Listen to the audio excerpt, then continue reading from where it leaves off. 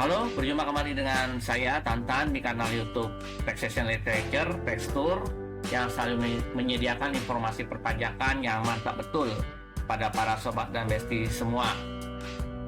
Dan saya doakan semoga para sobat dan besti semua lancar dalam beraktivitas dan apa yang menjadi tujuan dan harapan kita semua bisa segera terwujud.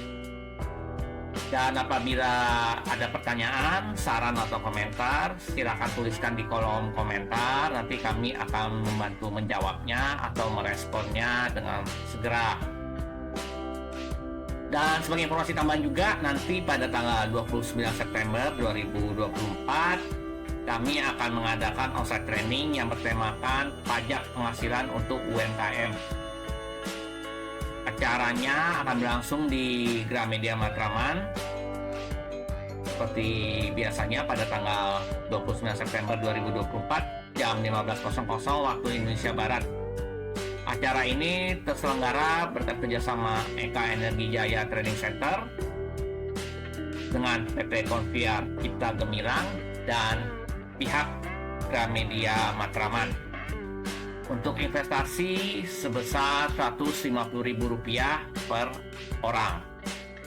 Untuk informasi lanjutnya, silakan para sobat Besti bisa menghubungi info WA yang ada di brosur ini maupun nanti yang akan muncul di akhir slide video ini. Pada topik video kali ini saya akan membawakan tentang fasilitas pengurangan dan pembebasan pokok PBB yang berlaku di Jakarta. Dasar hukumnya di Peraturan Gubernur DKI Jakarta Nomor 16 Tahun 2024.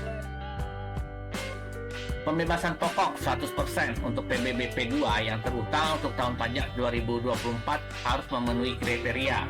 Pertama, berupa hunian dengan NJOP sampai dengan 2 miliar rupiah dan dimiliki, dikuasai, dan atau dimanfaatkan oleh wajib pajak orang pribadi yang datanya telah dilengkapi dengan NIK pada Sistem Informasi Manajemen Pajak Daerah. Pembebasan pokok sebesar 100% diberikan kepada wajib pajak untuk satu objek PBB.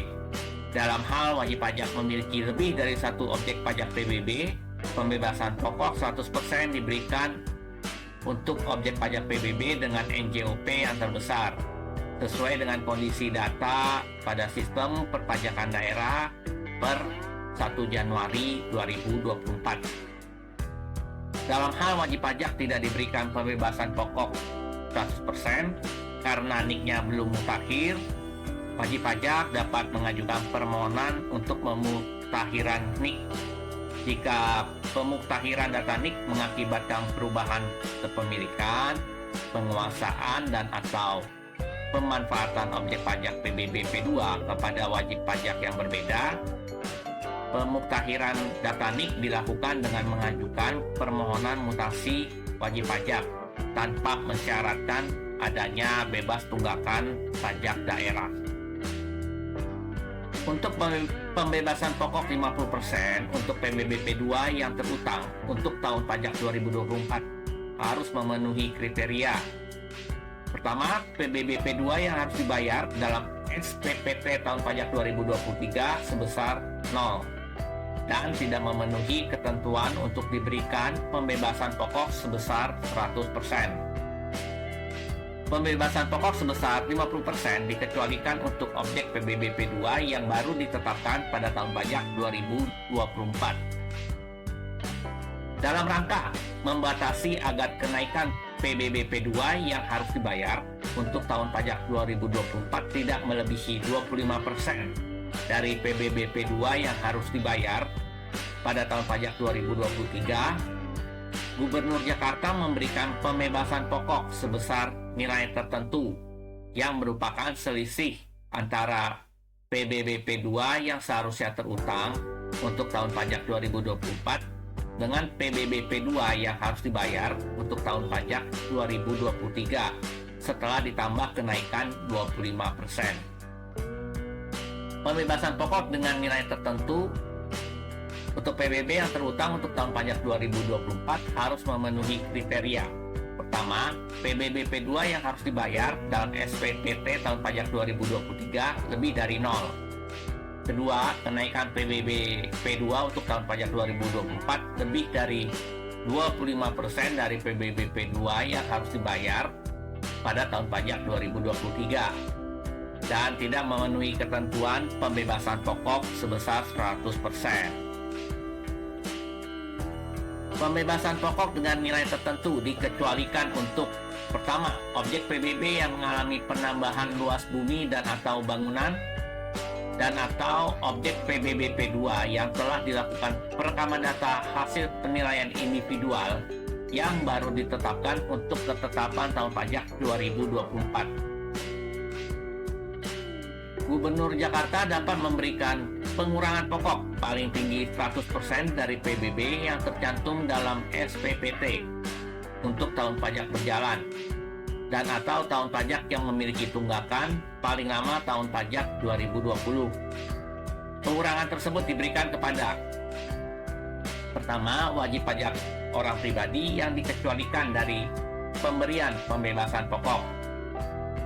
Pengurangan pokok hanya dapat diberikan untuk tahun pajak berjalan saja.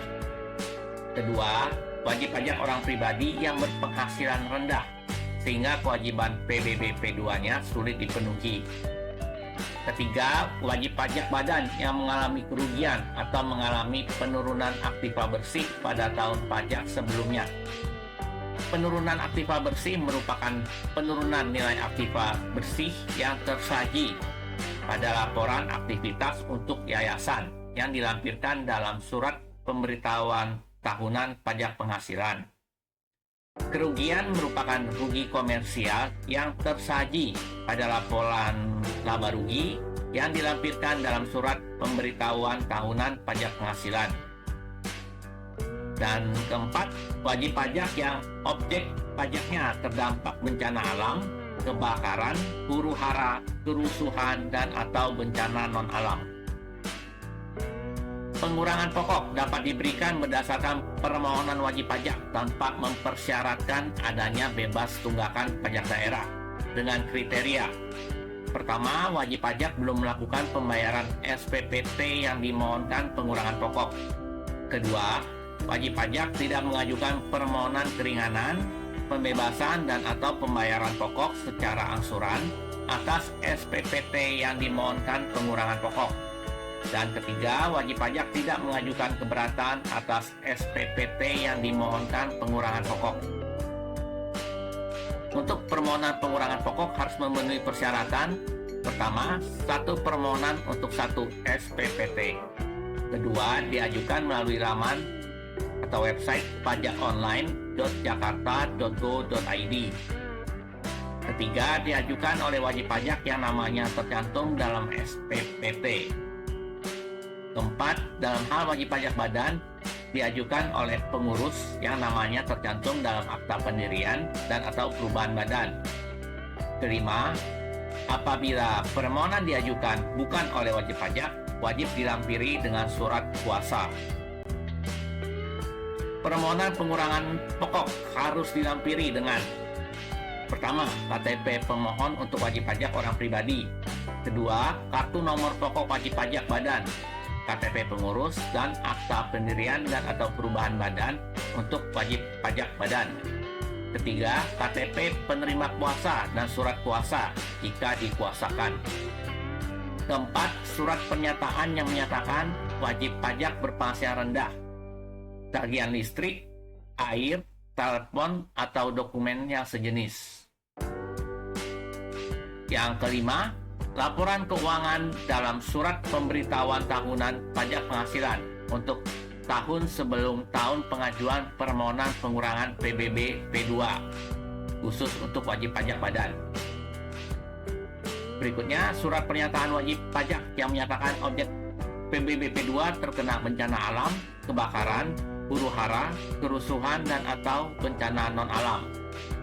Dan terakhir, surat keterangan instansi terkait atau dokumen sejenis sebagai bukti pendukung yang menyatakan objek PBB P2 terkena bencana alam, kebakaran, huru-hara, kerusuhan, dan atau bencana non-alam. Demikianlah penjelasan singkat saya mengenai fasilitas pembebasan dan pengurangan pokok PBB yang berlaku di wilayah DKI Jakarta.